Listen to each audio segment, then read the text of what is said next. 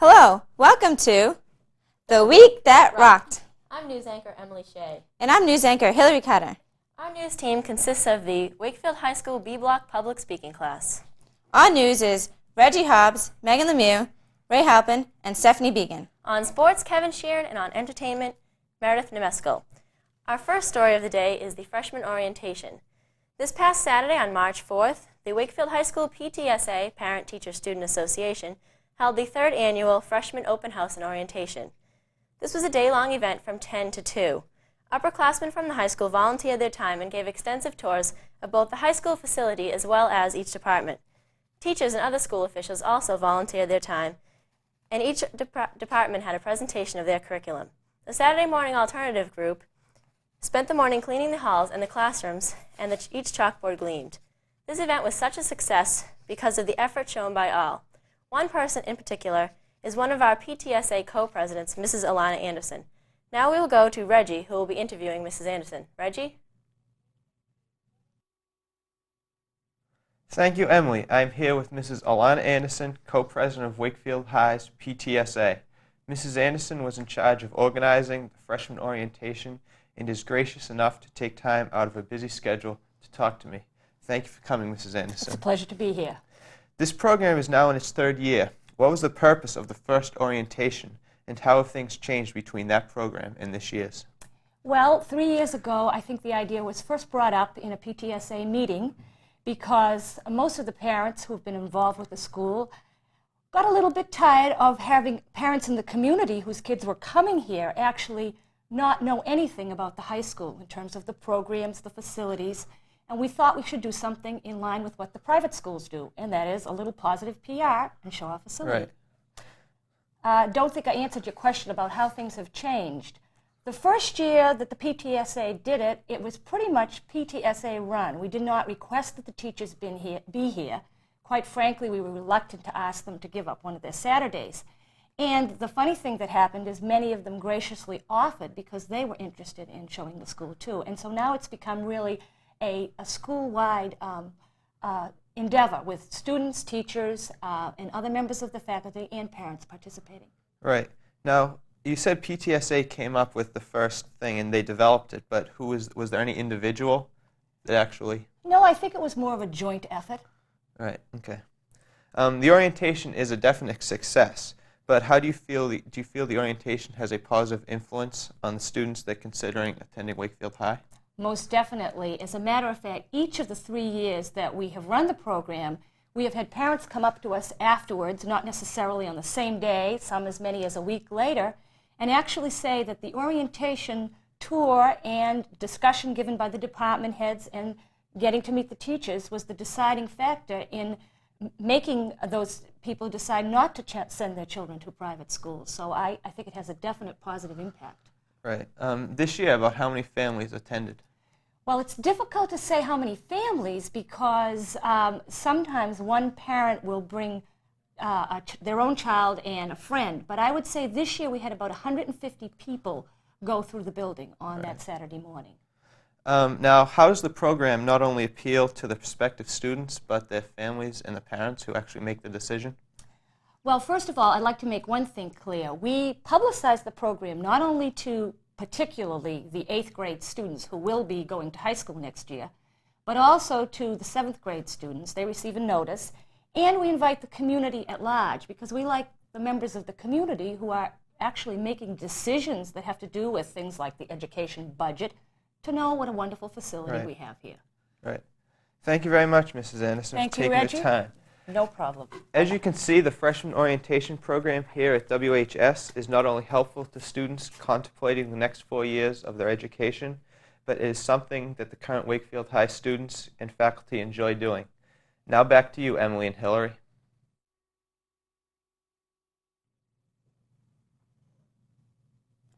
You're probably all well aware of the success of the Wakefield High School Jazz Band. The recent competitions took place on Saturday, March 4th at Berkeley and Tuesday, March 7th at Beverly High. We will now go to Megan Lemieux for the story. Thanks, Hillary. This past Saturday, the Wakefield High School Jazz Band competed in the 50th Annual Berkeley Jazz Festival. We met at the high school at 8 a.m., and after a back-breaking half hour of moving equipment into vans, we headed off to the Heinz Convention Center. At 10:45, the Wakefield High School Contemporary Ensemble played an exhibit show.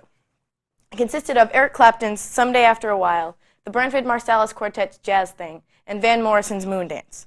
Though the contemporary ensemble wasn't competing, we had a great time giving this performance, and Adam Chapman even received an Outstanding Musicianship Award for his vocals. At 12:30, room 313 was packed with friends and supporters of the Wakefield High School Jazz Band. We gave a driven performance of the charts Willowcrest, Rose Tattoo, and Bill Bailey. The judges were very impressed with our performance, especially with senior drummer Jim DeLores, and they presented him with the Outstanding Musicianship Award. As a result of the morning show, we, along with South Portland High School from Maine, were chosen as one of the 2 finalists out of 17 in Division II to compete in the night show. At 10 p.m., we performed in the night show, with 9 other big bands, 2 jazz choruses, and 3 jazz combos. Finally, at 11 p.m., the awards were given out. Outstanding Musicianship Awards were given to Nellie Taylor, a freshman bassist, tuba player and tenor saxophonist Junior Tim Lyons, and senior drummer Jimmy DeLore once again. South Portland was announced the winner, so Wakefield was the second runner-up. We returned back to the high school at 1 a.m., feeling somewhat defeated but ready to give 110% Tuesday night at Northeast Districts. And we definitely did give 110% at Northeast Districts, where we won a gold and an invitation to the States in Fitchburg. Outstanding Musicianship Awards were given to Jimmy DeLore, Adam Chapman on trombone, and Tim on tenor saxophone and tuba. Wakefield High School will be performing this weekend at UNH in the Clark Terry Jazz Festival. Before we go back to Hillary, here's a clip of Wakefield High School's gold medal performance at Districts on Tuesday night.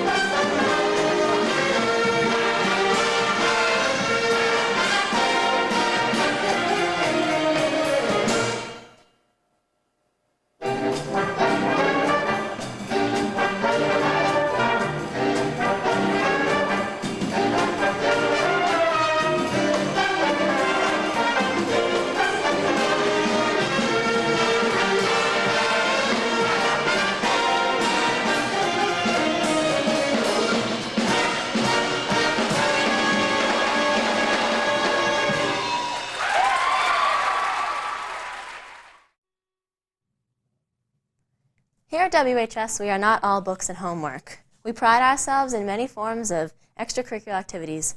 One of these activities is the theater. The WHS Drama Club has shown Wakefield that is an outstanding attribute to the town at the annual Globe Drama Competition. With us is Ray Halpin, who will give us details of this thespian event. Ray? Thank you, Emily. Mad Breakfast, in which I starred, is Mr. Roberts, the constantly eating, belching fat man, as part of the 1995 Globe Drama Competition. I star along with Brian Underwood, Moya Green, Amy Raines, Amy Kumpel, Jamie Salacup, Jamie Russell, Jenny Foss, Michael Perrone, and John Hayes. The Massachusetts High School Drama Guild sponsors this annual competition.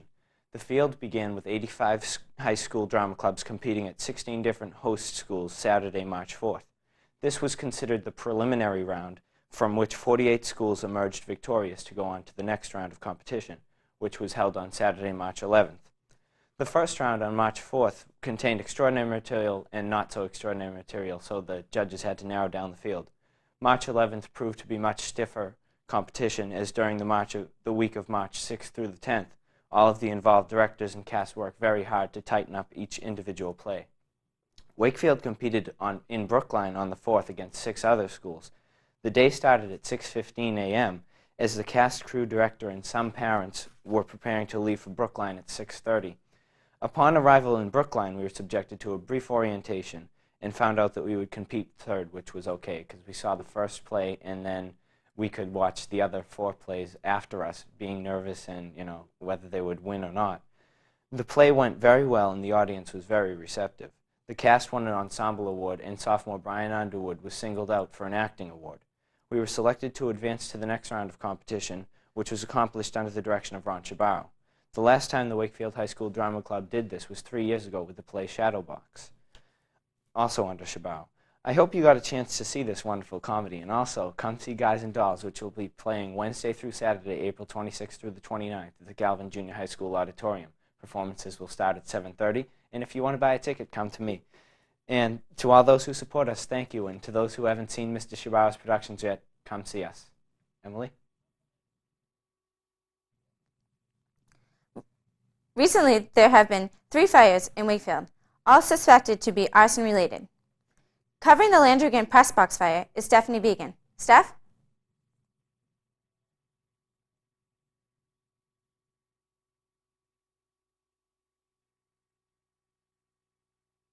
In the heart of Warrior Country, the stadium is filled every Friday night for Wakefield football games. But today, we are here for a somber occasion. The burning of the press box has made us trek up the hill on this day in March. The structure that suffered the most damage in the 3 fires was Landrigan Field's press box. The press box was renovated by the Warrior Club in 1993. The press box was commonly used for filming of the games, both for the team's use and also for the television use. Also, the public address announcer broadcast from the box. Here at Wakefield High, the loss of the press box has demoralized and frustrated the once proud students. Many of them have come up to the Landrigan Field to pay their last respects to the building. Here is senior Michelle Carlucci, who is obviously broken up over the fire. Michelle, thank you for joining us here today. Do you think that the burning of the press box has negatively affected school spirits? Definitely. It's desecrated our whole team pride and spirit because we used to be so proud of it, and now that we don't have it, it's kind of like there's something missing. Do you have any idea about who the possible culprits could be? A lot of us think that it was a Middlesex League team rival. Oh, really? That's very interesting. Well, thank you, Michelle. It appears that the students are very upset by the loss of the press box. Investigations about all 3 fires are ongoing. Students hope that the culprit is found quickly. Back to you, Hillary and Emily. Thanks for tuning in. Join us next time on The Week That Rocked.